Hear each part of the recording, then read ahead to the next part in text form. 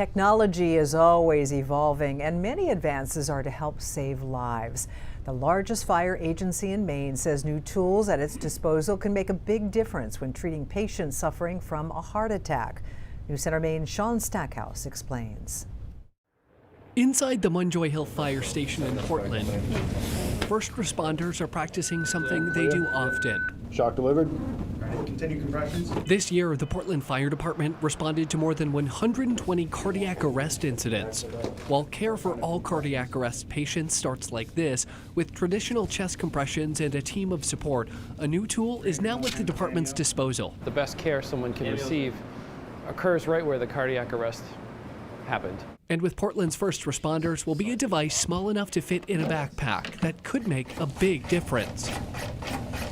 This is a Lucas mechanical CPR device. Portland Fire acquiring 3 this month through a FEMA grant. Division Chief Sean Donahue is in charge of EMS and training and says they've already used it 4 times. Primarily, they'll be used later on in cardiac arrest for us, but they absolutely have an application wherever you're short-staffed for whatever reason. Using the device can free up staff to respond to any additional incidents and also in cases where few staff are available. We've positioned one on Peaks Island where we actually are much like some of the smaller communities in Maine where we don't have a lot of staffing. By protocol right now, if someone rearrests for us prior to having this device, we would have to stop and then reinitiate manual compressions to ensure we're doing them as effectively as possible.